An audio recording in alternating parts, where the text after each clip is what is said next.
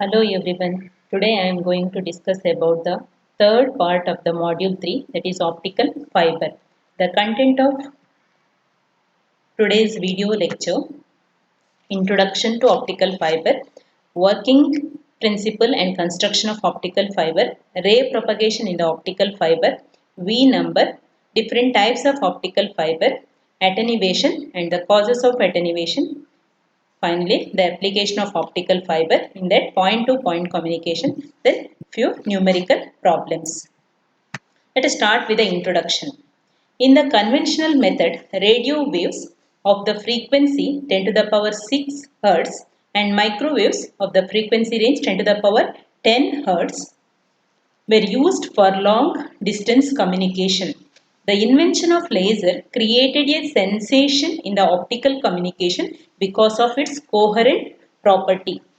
The optical frequencies of the order of 10 to the power 15 Hz is capable of carrying far more information than the microwaves. So it can be used as a carrier waves. Soon after the discovery of laser, some preliminary experiments in the propagation of information carrying light waves through open atmosphere were carried out. But it was realized that the unwanted elements like rain, fog, dust, etc. leads to the adverse effect. Thus, in order to have an efficient communication system, one would require a guiding medium in which the information carrying light waves could be transmitted. This results in the development of optical fiber, which is an efficient guiding medium for light. So optical fibers are essentially light wave guides used in the optical communication as waveguides. They are transparent dielectrics and able to guide visible as well as infrared light over a long distance. Let us see the construction and working principle of optical fiber. So construction, it has two important parts, core and the cladding.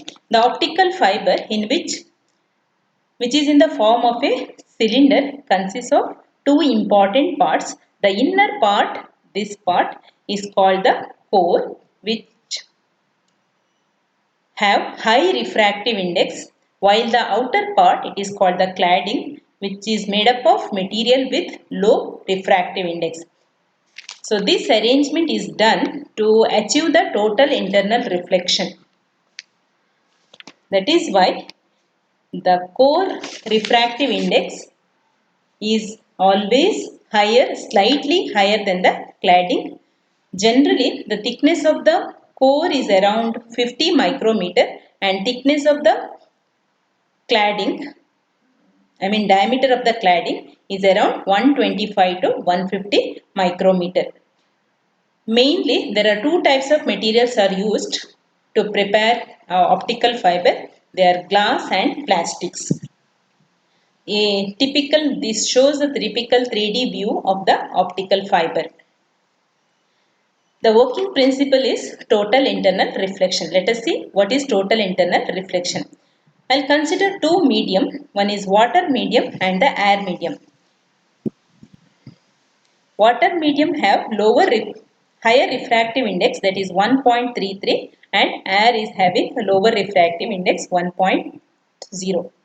So when the ray of light travels from denser medium to rarer medium, that is from water to air, it undergoes refraction. So this represents the ray of incidence, and phi 1 is the angle of incidence and phi 2 is the angle of refraction.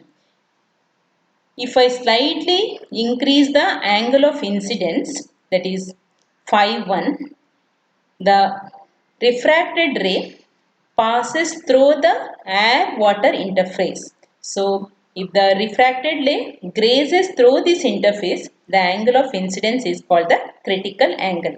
If we increase the angle of incidence further the critical angle, the ray totally reflected back into the same medium. So that is called the total internal reflection.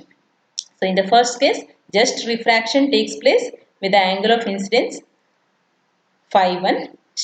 with the angle of incidence called the critical angle, then it grazes the surface.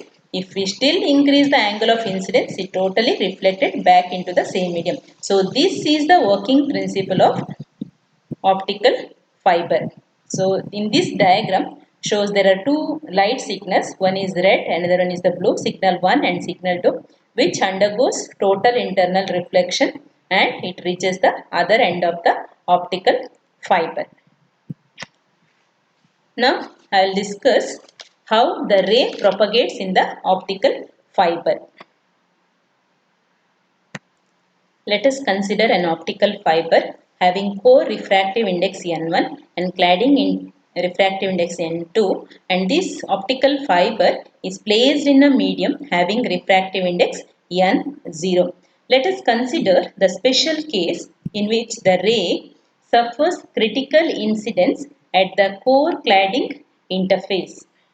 Let the ray travels along AO, enters into the core at an angle theta 0. It enters the core at an angle theta 0 with the fiber axis. So this is the fiber axis. Then it is refracted along OB. It is refracted along OB at an angle theta 1 in the core and then further proceeds to fall at an critical angle of incidence 90 minus theta 1. So this angle is theta 1 and so the alternative angles are equal. This is also theta 1. So this angle is 90 minus theta 1. So it strikes the core cladding interface at an angle 90 minus theta 1, which is considered as a critical angle. So it grazes the core cladding interface along BC. Let us consider three cases. In the first case, assume that the ray enters the fiber at an angle theta 0 with respect to the fiber axis. The light ray refracts at an angle theta 1 and strikes the core cladding interface at an angle 90 minus theta 1. Then it passes through the interface. In the second case, if the ray enters the fiber at an angle less than theta 0, maybe somewhere here, less than theta 0 with respect to the fiber axis, then 90 minus theta 1 is greater than the critical angle for the core cladding interface.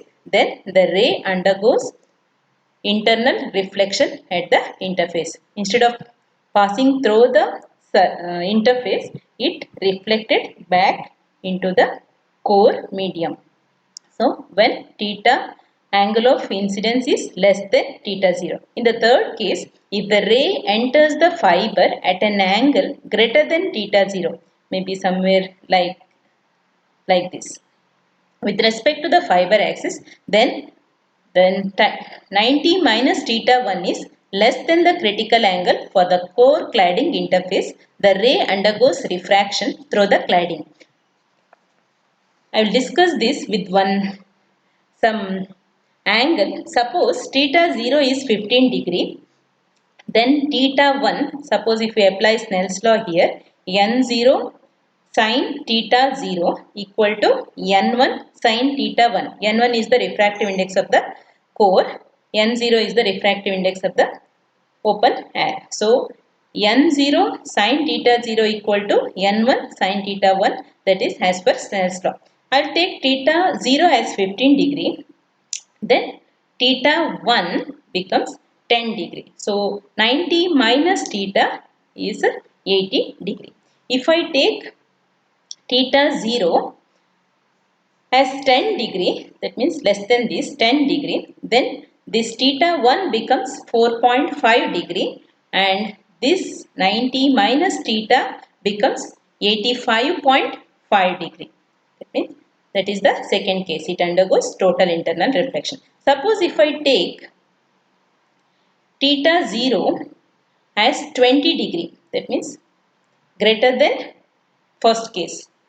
greater than this theta 0, that is 15 degree 20. Then theta 1 becomes 13.33 and 90 minus theta 1 becomes 76.5. Then it undergoes refraction through the cladding.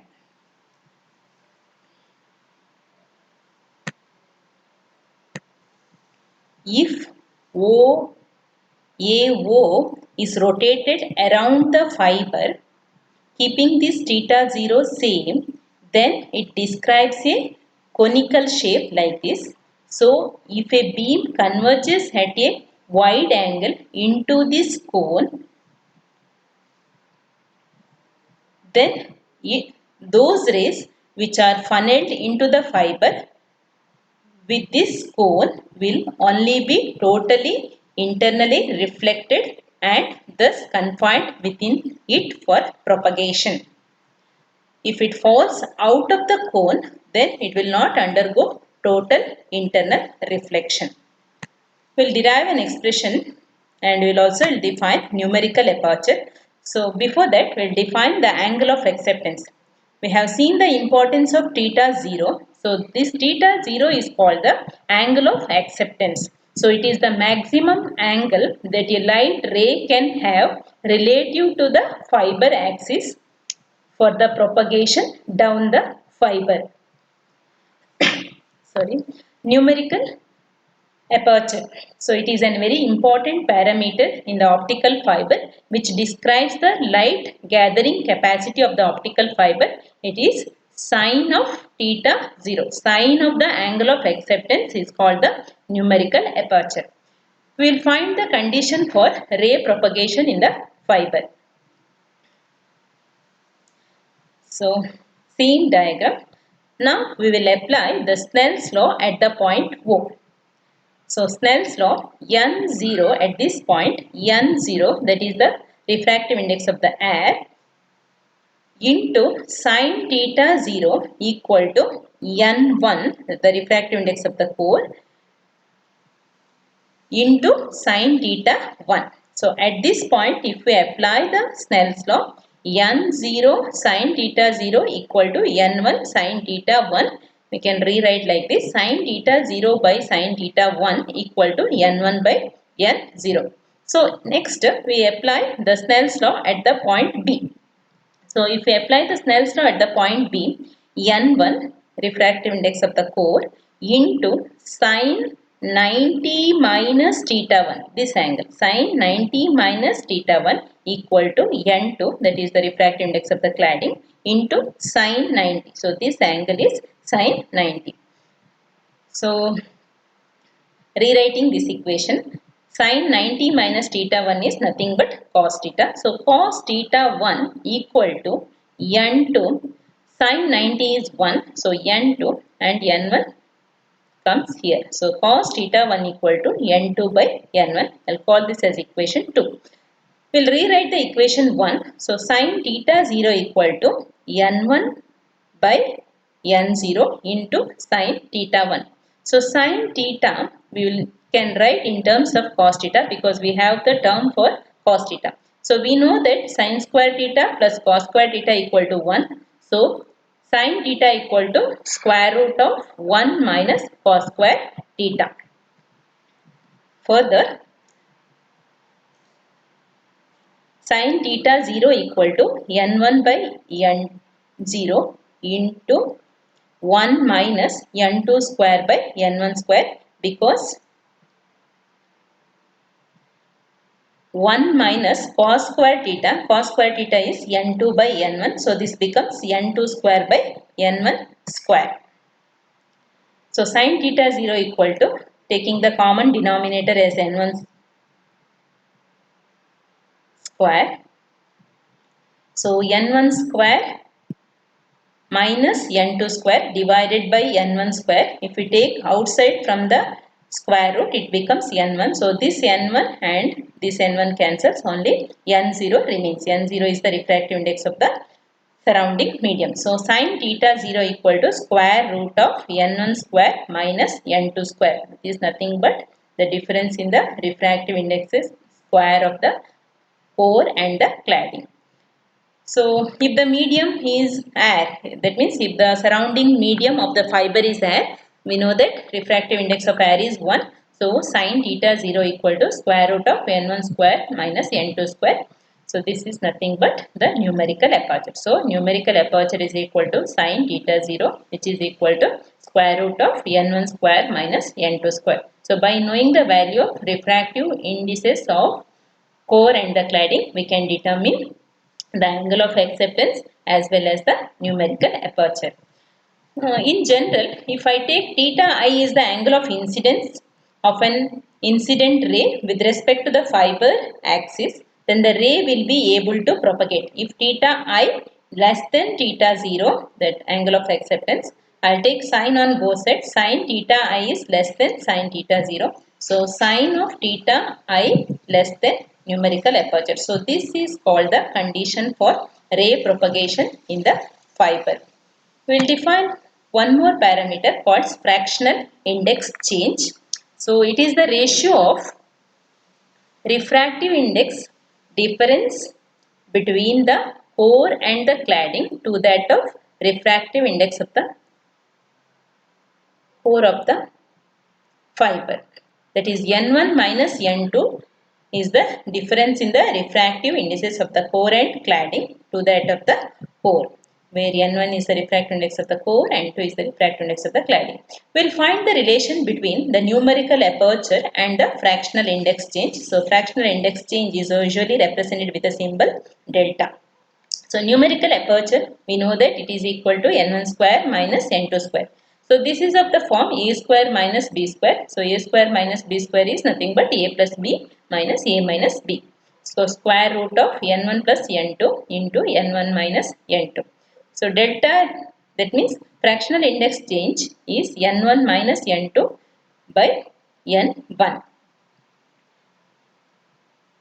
So numerical aperture n1 plus n2, I will write it as n1 because the values are very small. The difference between the core and cladding refractive index is very small. Suppose the refractive index of the core is 1.5, then the cladding might be 1.49 or 1.495 or 1.48. So it is very near. So I will write n1 is nearly equal to n2. So this becomes n1 plus n1, that is 2n1 into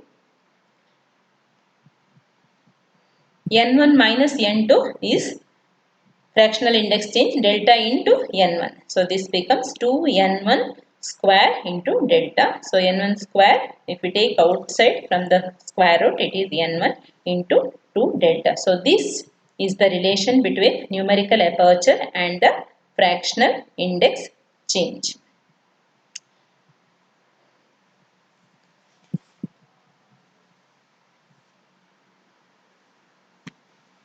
We have seen the importance of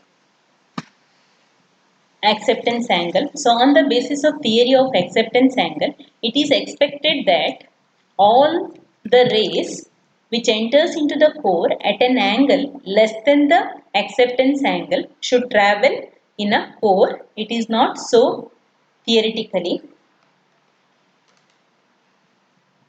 but it is not the case always. Only certain ray directions or certain modes are allowed to propagate successfully throughout the core.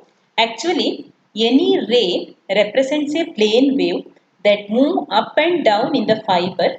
Such a wave overlap and interfere with one another. Only those waves which sustain, which satisfy the condition of resonance. Keeping this point in view, we will find a relation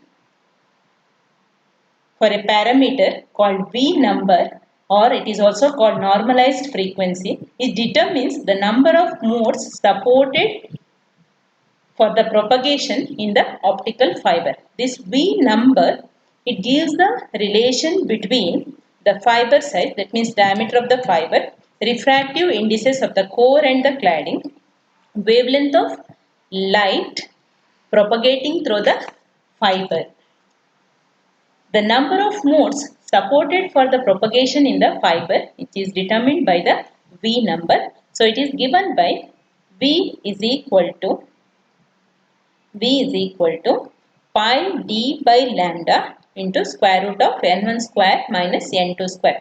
Suppose the medium is add, then n1 square minus n2 square root of n1 square minus n2 square is the numerical aperture.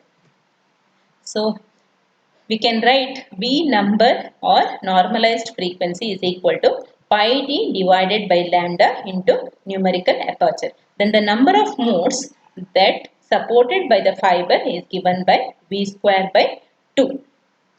So based on the modes of propagation, we can classify the optical fiber into three types. One is step index single mode fiber, step index multi-mode fiber, graded index multi-mode fiber. The classification is done depending on the refractive index profile and the number of modes that the fiber can guide. So in the diagram, first represents the geometry of the fiber. Second one represents the refractive index profile. It is varying radial distance with respect to the refractive index, and third one represents the mode of propagation. So first I'll discuss about the step index single mode fiber. A single mode fiber which has the core material having uniform refractive index value. Similarly, cladding material also have uniform refractive index but lesser than the core. This results in the sudden increase in the value of refractive index from cladding to core. In the refractive index profile, we can see the core refractive index is uniform. When it moves to the cladding, refractive index slightly decreases. That is why we can see the step in the refractive index profile. Thus, its refractive index take a shape of the step. The diameter value of the core is around 8 to 10 micrometer and that of the cladding is around 60 to 70 micrometer. Because of its very small diameter, that is narrow shape of the core, it can guide a single mode as shown in the figure. Hence, it is called single mode step index fiber because only one mode of propagation can be possible in the single mode step index fiber. Single mode fibers are most extensively used. They constitute 80% of the fibers that are manufactured in the world today. They need the laser as a light source, and these type of step index single mode fibers are finds its application in submarine cables. Next is the second one is the step index multi-mode fiber. The geometry is like this. Its construction is similar to that of the single mode fiber, but the difference is that the core has much larger diameter by virtue of which it will able to support the propagation of large number of modes of propagation. So we can see the diameter of the core, it varies from 50 to 200 micrometer and cladding diameter varies from 100 to 250 micrometer. So here also the refractive index of the core material is uniform, that is why it is showing the straight line. So when it comes to core to cladding, we can find a small variation, so that's why the step, then again the cladding, the refractive index is uniform. So refractive index with respect to the radial region. Since the diameter of the core is large, so it can sustain many modes of propagation. So you can see the many modes of propagation in the optical fiber. So these type of optical fibers uses LED or laser as a light source, and this finds its application in data links which has lower bandwidth requirement. The third type is graded index multimode fiber.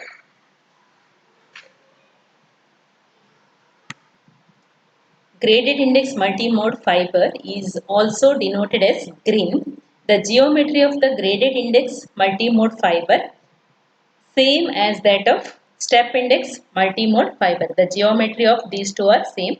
The core diameter varies from 50 to 200 micrometer and cladding varies from 100 to 250 micrometer.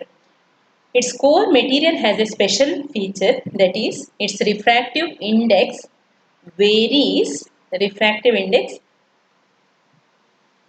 value decreases in the radially outward direction from the axis. That means from the fiber axis, the refractive index slightly decreases because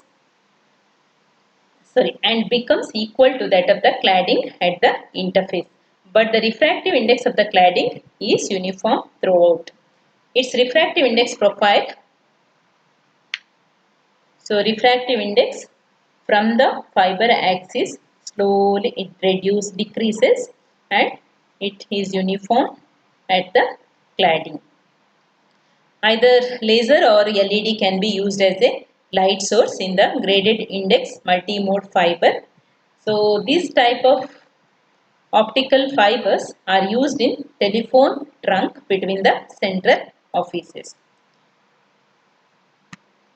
We'll solve some numerical problems based on numerical aperture, acceptance angle, V number. So first problem, an optical fiber has a core material with refractive index 1.55 and its cladding material has a refractive index 1.50. The light is launched into it in air. Calculate its numerical aperture, the acceptance angle and the fractional index change. Given refractive index of the core 1.55, cladding 1.50 and air we know it is 1. So we are asked to find out numerical aperture, second one is the acceptance angle and third one is the fractional index change. We will do one by one. So we have the two data, that is refractive index of the core and cladding. So numerical aperture is equal to square root of n1 square minus n2 square. Substituting the value of n1 as 1.55 square minus 1.50 square, will get numerical aperture as 0.39. Once if you have the value of numerical aperture, we can calculate the acceptance angle. So acceptance angle theta 0 equal to sine inverse of numerical aperture, because numerical aperture is equal to sine theta 0. So it is sine inverse of 0.39 is 23 degree. So the third one, fractional index change, is equal to n1 minus n2 divided by n1. 1.55 minus 1.50 divided by 1.55, which is equal to 0.032. Okay. The next problem,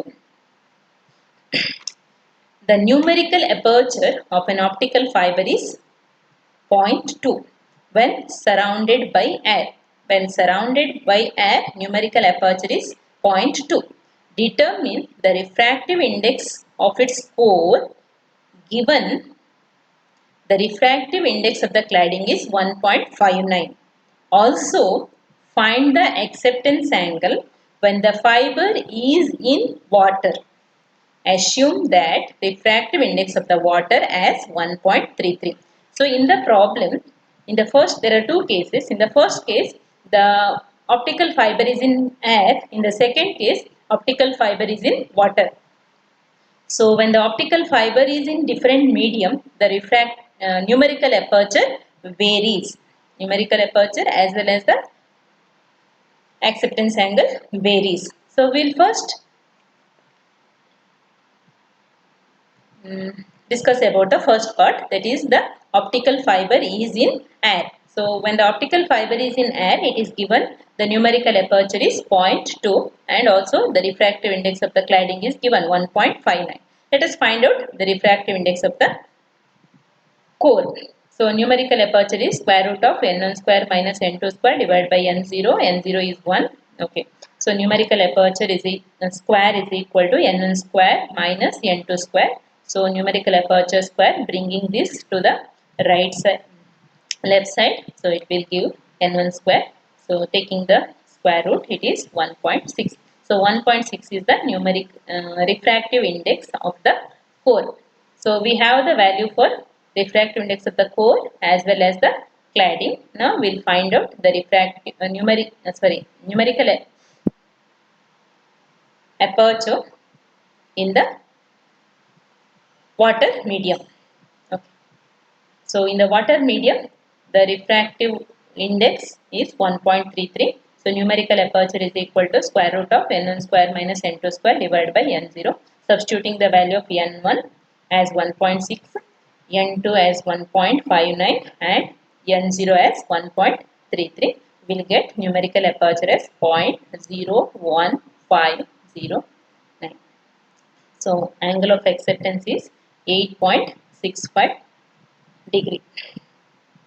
So the numerical aperture value decreases with increase in the refractive index of the surrounding medium. So this is the conclusion we can draw if we use the optical fiber into different mediums. The next problem is about V number or normalized frequency. The calculate the V number for a fiber of core diameter 40 micrometer and refractive index of 1.55 and 1.5 respectively for core and cladding when the wavelength of the propagating wave is 1400 nanometer, that means 10 to the power minus 9 meter.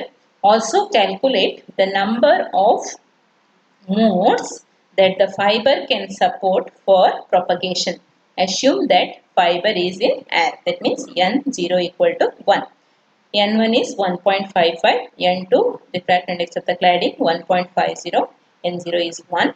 V number is equal to pi d, d is the diameter of the core divided by lambda wavelength divided by into square root of n1 square minus n2 square. Substituting the value pi 3.14 d 40 micrometer into 40 into 10 to the power minus 6 divided by lambda 1400 into 10 to the power minus 9 nano into square root of 1.55 square minus 1.50 square. It is around 35. So in the problem we are asked to find out the number of modes that the fiber can support. So number of modes that the fiber can support is V square by 2, that is 35 square by 2. It is around 612. So 612 modes can propagate in the fiber.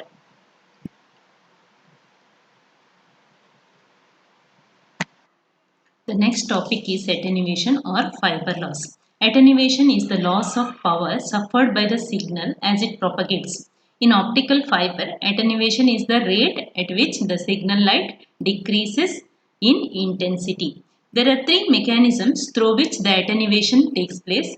One is absorption, second one is the scattering, third one is radiation or bending loss. We'll discuss one by one.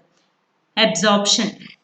The loss of signal strength occurs due to the absorption of photons during its propagation. These photons are usually absorbed by impurities in the material, that is called the extrinsic absorption, and by the fiber material itself, that is the intrinsic absorption. Absorption by impurities, usually in the metal there are impurities like transition metals like chromium, iron, cobalt, etc., which are present in the fiber glass, which interacts with the photons during the signal propagation. The electrons in the impurities absorb the photons and get excited to the higher energy level. We know that higher energy level is the highly unstable energy state or energy level. Later, these electrons give up their energy, absorbed energy, either as a heat energy or light energy. The re-emission of light energy is of no use because it is usually in the different wavelength or with different phase with respect to the signal propagating. Hence, it is a loss. The absorption in the fiber occurs predominantly due to the presence of impurities. The fiber material itself has a tendency to absorb small part of the light energy. Suppose the absorption takes place in the fiber only due to the fiber material, then it is called the intrinsic absorption. The second is the attenuation is takes place due to the scattering losses. Scattering losses are due to the structural inhomogeneities that is present in the fiber material. These structural inhomogeneities occur during the solidification of the material during its molten state. Due to this inhomogeneities, there is a non-uniformity in the refractive index values inside the fiber over a distance that are very small compared to the wavelength of light. So, this sharp variation in refractive index value causes the photons to scatter when it propagates through the fiber. That means the refractive index at this region will be different and compared to this region. So these centers acts as a scattering centers where the refractive index is different from these sides. So the loss of light energy by scattering is found to be wavelength dependent. It decreases with increase in wavelength of the light to be transmitted through the fiber. So this type of scattering is same as that of the relay scattering. So relay scattering occurs whenever the light travels through the medium having scattering objects whose size is small than the wavelength. So we cannot remove the inhomogeneities that is present in the material, but we can reduce it by increasing the wavelength of the light that is transmitting through the fiber. The third one is the radiation loss. So radiation loss occurs due to two types of bends. One is macroscopic bends, another one is the microscopic bends. So macroscopic bends with radii much larger compared to the fiber diameter. The bend radii means, suppose if I take this bend and if I form a circle like this, so the radius of that circle which is extended like this, so that is called the bend radii. So here the radii is very small. Suppose if I take this bend, it will form a bigger circle and the radius is larger. So these bends occurs usually when wrapping the fiber on the spool or turning it around the corner. So this loss will be negligible for small bends, but it increases rapidly until the bend reaches the critical radius of curvature. Any bend of radius less than this critical radius, that is critical radius, we can take it as a threshold value. If it is the bend diameter or bend radius is less than this threshold value, losses suddenly becomes extremely large, which indicates the absence of the total internal reflection. So we can see in the diagram, when it comes to this side, the light comes to this end. Here the bend radius is less than the threshold value, less than the critical value. So instead of undergoing total internal reflection, it just undergoes refraction through the cladding. So if it is a bend diameter is greater than the threshold value, suppose here somewhere here if I draw a curvature like this, the bend diameter is large, so there is no effect, it undergoes total internal reflection. So always bend radius, always it should be greater than the threshold value. The second type is microscopic bends. These types of bends are repetitive in small scale fluctuations in the linearity of the fiber axis. They occur due to the non-uniformity in the manufacturing of the fiber or by non-uniform lateral pressure created during the cabling of the fiber.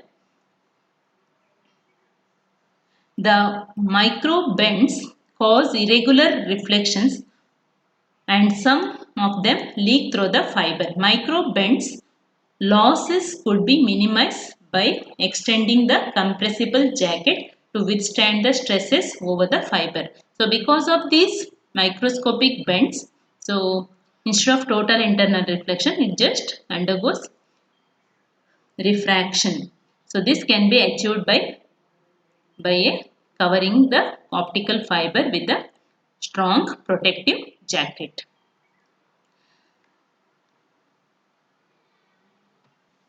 As I said earlier, in the optical fiber, attenuation is the rate at which the signal light decreases in intensity. The attenuation coefficient alpha, which describes the extent to which the intensity of light beam is reduced as it passes through the optical fiber. So, attenuation coefficient alpha, which describes the rate at which the light signal loses its intensity. We will find the relation to the attenuation coefficient. The loss of intensity obeys the Beer-Lambert's law. So, as per Beer-Lambert's law, the rate of decrease of intensity of light with distance travelled in a homogeneous medium is proportional to the intensity. That is, if P is the intensity of light and L is the distance through which it is propagated in the medium, then dP by dL, the rate of decrease in the intensity with respect to the length. dP is the small variation in the intensity and dL is the variation in the length. So, the negative sign indicates the decrement in the intensity with distance. So, minus dP by dL, rate of change of intensity with length, is proportional to the intensity P. So, this proportionality I will replace with the symbol alpha. So, this is the attenuation coefficient. The constant is called the attenuation coefficient. So, for the entire fiber of length L, we'll find out what is the attenuation coefficient. So, that can be obtained by integrating the equation 1. So, integrating and rearranging this equation, dP by P is equal to minus alpha attenuation coefficient integral of dl. Let P in is the initial intensity with which the light is launched into the fiber and P out is the intensity of the light received out at the other end of the optical fiber. Then integrating within the limits P into P out, dP by P is equal to minus alpha integral of 0 to L, length from 0 to L into dl. So, if we do this integration and we'll get the attenuation coefficient alpha is equal to minus 1 by L log P out by P in log P out by P in bell per unit length.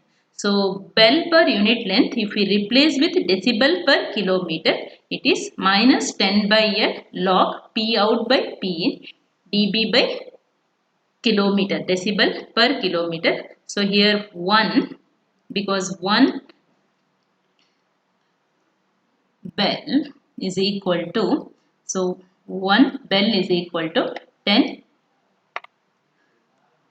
decibel. Okay. So, now the equation is correct. So, the final expression for the attenuation coefficient in terms of decibel per kilometer is minus 10 by L log of P out by P in. Okay, we will solve the problem based on this attenuation coefficient. Find the attenuation in an optical fiber of length 500 meter when a light signal of power 100 milliwatt emerges out of the fiber with a power of 90 milliwatt. So P in is 100 milliwatt and P out is 90 milliwatt and the length of the fiber is 500 meter. So we have to express in terms of decibel per kilometer. So we'll convert it into kilometer. This is 500 into 10 to the power minus 3. That means 0.5 kilometer. So attenuation coefficient alpha is equal to minus 10 by L log P out by P in decibel per kilometer. So minus 10 by 5 because 0.5 sorry 0.5 the length of the fiber log of 90 divided by 100. So it comes around 0.915 decibel per kilometer. So next problem, the attenuation in an optical fiber is 3.6 decibel per kilometer. So here attenuation coefficient is given. So what fraction of its initial intensity remains after 1 kilometer and after 3 kilometer? So when the light travels 1 kilometer, what fraction of intensity remains, and after 3 kilometer, what fraction of light intensity remains, we have to find out. So we have the equation. That means we have to find out the ratio of P out by P in. What fraction of intensity, initial intensity remains, that means the ratio of P out by P in. So we have the equation for attenuation coefficient alpha equal to minus 10 by L log P out by P in. So by rearranging the equation, we have to get the expression for P out by P in. So P out by P in becomes 10 to the power minus alpha L by 10. So we have to rearrange this equation. Okay, so we'll consider two cases. First, one is after 1 kilometer, second one is after 3 kilometers. So after 1 kilometer, P out by P in minus alpha, it is given 3.6 L, it is given 1 kilometer divided by 10. So it is 0.436. After 3 kilometer, P out by P in is, instead of 1, here we will replace with 3. So it is 0.0832. So from these two cases, we can understand that as the distance increases, the fraction will reducing. Okay. The last topic is application of optical fiber, that is point-to-point communication system using optical fiber. So that can be explained with the help of block diagram. So this block diagram shows the typical point-to-point communication system. So we have an analog information such as voice of a telephone user. The voice gives rise to electrical signal in the transmission section of the telephone. So this analog electrical signal, it is fed to the coder. So coder and the decoder are the two important parts of the optical communication system. So the analog electrical signal is fed to the coder. This coder will convert the analog electrical signal into binary electrical signal, that is digital signal in the form of 0, 1. So this binary electrical signal is given to the optical transmitter. Here the optical transmitter will produce the corresponding optical signal corresponding to the binary electrical signal sent from the coder. So this optical transmitter, usually it is laser or LED. So the output of the optical transmitter is connected to the optical fiber. So through total internal reflection, it reaches the other end of the optical fiber. So other end of the optical fiber is given to photodetector. So here there is a photodiodes which converts the light signal into the electrical signal. So the light signal that is obtained from the optical transmitter is again converted back into the binary electrical signal with the help of photo detector. Then this binary electrical signal is given to the decoder, which will convert again the information into the analog electrical form. Then the same information will be received at the receiver side. So this is about the point to point communication of the using optical fiber. The last part is the advantages of optical fiber. So optical fibers can carry very large amount of information, that is these support transmission of signals over a large bandwidth. The second is the attenuation is very low. That means the loss of signal strength is very low. And the power required for the optical communication is also very less. The informations or the signals are fully secured. There is no leaking of informations. The rate of information transfer is very high. Because of the compactness, we have seen already what is the size, it is in micrometers.